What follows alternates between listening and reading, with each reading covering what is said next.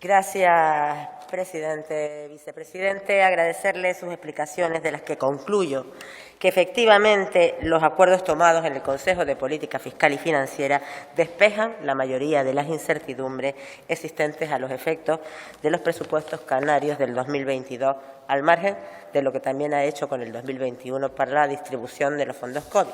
Despejan la mayoría, pero no los despejan todos. Yo me refiero, por ejemplo, a los criterios de distribución de esa aportación extraordinaria de 3.900 millones por la previsión o de la liquidación del sistema de financiación correspondiente al año 20, pero sí que me consta que han habido, están en negociaciones desde el día siguiente del Consejo de Política Fiscal y Financiera, y además las negociaciones marchan bien. Y también me refiero al instrumento legal elegido para la transferencia a las comunidades autónomas de los 3.000 millones destinados a sufragar pues la compensación de los recursos que se recibieron de menos en el 2019, producto pues del problema producido en el sistema de suministro inmediato de información del IVA correspondiente al 2017, lo que, no obstante, es muy buena noticia que estas incógnitas que aún quedan por cerrar pues no hayan impedido que el Gobierno de Canarias haya aprobado su techo de gasto para el 22, techo de gasto que permite la elaboración de unas cuentas autónomas para este año, unas cuentas que, según manifestaba usted en la comisión la semana pasada, hace 2 semanas, servían para seguir apuntalando la recuperación económica, la creación de empleo y de los servicios públicos. Unos presupuestos que también dijo estarán orientados fundamentalmente a consolidar la recuperación económica y el esfuerzo en los servicios públicos y las políticas sociales, apoyando a los colectivos vulnerables frente a la crisis, además de seguir las previsiones del Plan Reactiva y de la Agenda Canaria de Desarrollo Sostenible, y además preservando la sostenibilidad financiera de las cuentas públicas. Eso sí, unos presupuestos cuyos ingresos están vinculados en 2/3 al sistema de financiación autonómica, un sistema que debió ser objeto de revisión y, en su caso, de modificación a partir del año 2013, sin que hasta la fecha esto se haya producido. Y a este respecto, vicepresidente, le pregunto si hay alguna novedad de las que nos pueda informar. Yo creo que, en cualquier caso, sinceramente le diría que en estos momentos que estamos bien, cualquier modificación nos podría perjudicar, pero bueno, es una tranquilidad poderlos negociar en este momento cuando los sistemas de financiación y el sistema de financiación autonómica y el REF están separados. Otro de los asuntos abordados en el Consejo de Política Fiscal y Financiera fue el establecimiento, que antes comenté, del impuesto ambiental al depósito de residuos en vertederos y de incineración, impuesto que las comunidades autónomas recibirán la recaudación obtenida por sus propios territorios, independiente que lo va a gestionar el Estado. Y en este tema me gustaría, si le han dado información de cómo se va a gestionar, quién será el sujeto pasivo, cuál será la base imponible y si existe alguna previsión de cuántos ingresos puede generar para el erario público canario.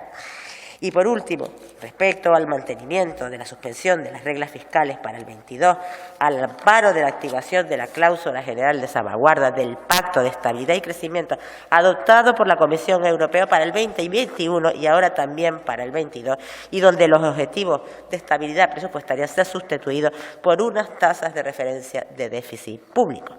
Además, es de este hecho, sin perjuicio de que se suspendan las reglas fiscales, el Ministerio de Hacienda ha pedido responsabilidad a todas las comunidades autónomas y un compromiso por la estabilidad presupuestaria, por la sostenibilidad financiera y por la consolidación fiscal, porque no podemos olvidar que el año 23 no va a haber suspensión de las reglas fiscales y, con ello, pues, todas las consecuencias que pueden haber. Señora, en cualquier caso, sí que decirle que no me parece, cuando hablaba usted, señora Espino, de la condonación, se pueden condonar las deudas. Las únicas deudas que tienen problemas en la condonación son las tributarias. El resto sí se puede hacer. De hecho, tenemos los 160 millones del FDCAN. Fue una condonación, ¿no? Una prórroga de suspensión en las reglas fiscales que, de la misma manera, también lo aplaudió esta comunidad autónoma, lo aplaudieron todas las comunidades autónomas españolas, lo aplaudieron las diputaciones, lo aplaudieron los ayuntamientos, los aplaudieron, por supuesto, los cabildos. O sea, lo aplaudió la FEM, y en Canarias igual lo hizo la FECAM. Pero, paradójicamente, señora Dávila, Coalición Canaria, al igual que Vox, votaron en contra del mantenimiento de esa suspensión de las reglas fiscales, además exponiendo una suerte de argumentos que no se sostienen ni medio segundo. Dice que votaron en contra de la prórroga de la suspensión porque asfixiaría a los ayuntamientos. Y yo me pregunto primero si conoce el artículo 11 de la Ley Orgánica de Estabilidad, donde dice que los ayuntamientos no pueden endeudarse y que en momentos extraordinarios sí que lo puede hacer la Administración General del Estado y sí que lo pueden hacer las comunidades autónomas. Y yo en este tema me pregunto a quiénes representan ustedes para ir en contra de las exigencias de la FECAN, que es que la FECAN es quien lo ha pedido y lo ha vencido. O es que además entienden ustedes que los ayuntamientos canarios son menores de edad y que ustedes deben erigirse en los tutores legales porque las corporaciones locales canarias no tienen capacidad para decidir. Y yo, señorías, a estas alturas, yo les diría que se lo hagan ver. Y de la misma manera hicieron también, pues, la semana pasada en la Cámara, cuando rompieron la unidad de acción de Canarias, planteando que las enmiendas presentadas por el PSOE, consensuadas con Nueva Canaria, respecto a las producciones audiovisuales, pues incumplían y querían votar desfavorables porque incumplían lo que el RES determinaba para la deducción por inversiones en las producciones cinematográficas de la isla de La Palma, La Gomera y El Hierro. Su justificación, la que dieron, que tampoco se sostiene ni un solo segundo, ya que, como bien sabe, ya le dije aquella vez el artículo que hace referencia el REF a las Islas Verdes, ni se modificó ni se eliminó. Pero montan este espectáculo mientras su diputada en el Congreso, Ani Orama, una de las enmiendas que presenta la Ley de Cultura, pide que el importe de deducciones por inversión en las producciones realizadas en Canarias no podrá ser superior de 18 millones. Y no habla nada de 20 millones de las Islas Verdes. Eso lo hace en el Congreso de los Diputados, donde se está debatiendo esta ley. Pero es que es más. El senador de Coalición Canaria, el 21 de mayo, presenta una moción en la Comisión de Hacienda del Senado donde reconocía la existencia de un problema de interpretación en el REF, ese que usted no ha querido reconocer, respecto a las producciones audiovisuales. Y en lugar de solicitar que se modificara la ley, lo que hizo fue pedir que la presidencia de la Comisión se dirigiera a la Agencia Tributaria Española para resolver el problema. Pero es más, a la ley de fraude fiscal, el mismo senador presenta una transaccional en la que solicita no que se modifique el REF, sino que se modifique el impuesto a sociedades. ¿Y sabe por qué? Porque al modificar el impuesto a sociedades no tenía que pedir informe al Parlamento, con lo que, por favor, yo creo que un poco de seriedad y no intente confundir y liar con falsedades, porque sí que me preguntaría si son ustedes lo que se llaman nacionalistas, porque no les importa romper la unidad de acción de Canarias, igualmente no les importa votar en contra de la reivindicación unánime de todas las administraciones canarias, algo que era fundamental para poder mantener los servicios públicos en el año 22, y insisto, que lo piden desde hace meses. Yo vuelvo y le repito, háganse ver, porque hacer este tipo de oposición con inquina no les va a llegar a ningún lado. Muchas gracias. Ni es la primera vez, sino la tercera, que las Cortes Generales, en virtud de la cláusula de salvaguarda del Pacto de Crecimiento de la Unión Europea, en virtud del 135.4 de la Constitución Española y del artículo 11.3 de la Ley de Sostenibilidad Financiera, se suspenden las reglas fiscales. Y siempre, porque lo dice la ley, lo decide el Congreso de los Diputados. Lo que no se entiende, y lo que debieran es reconocer el error y punto, es el empecinamiento de una fuerza política que en el Congreso de los Diputados vota en contra de la suspensión de las reglas fiscales, que es una de las grandes conquistas de las administraciones públicas españolas, canarias y europeas frente a esta crisis, que por cierto no votaron en contra en los años anteriores, y los años anteriores también, señorías, se aplicaba la misma ley. Léanse. Además es muy grave que quien ha ostentado responsabilidades especializadas no sepa que el artículo 11.3 tiene un 11.4. Y quien único puede incurrir en déficit excepcionalmente es la Administración General del Estado y las administraciones autonómicas. Y la Seguridad Social excepcionalmente, y en ningún caso las corporaciones locales. 11 4 de la Ley de Estabilidad y Sostenibilidad Financiera que aprobaron sus amigos del Partido Popular. Reconozcan que metieron la pata, votaron con la extrema derecha, ni siquiera el PP, que está a la contra de lo evidente, se atrevió a votar en contra de la suspensión de las reglas fiscales. Al menos se abstuvo, pero votaron los de Vox y ustedes. Han metido la pata, y cuando uno mete la pata, señoría, lo que hay que hacer es sacarla y no pasa nada. No se puede ser perfecto. Y es insostenible ese planteamiento, insostenible. Y yo pensé que había un error. Oiga, no pasa nada. Consejo de Política Fiscal y Financiera. Por supuesto que la Administración General del Estado tiene mayoría, pero ahora, antes y desde el principio que se creó este órgano, la Administración General del Estado ostenta la mitad de los miembros y la presidencia y el voto de calidad en caso, pero ha sido siempre así.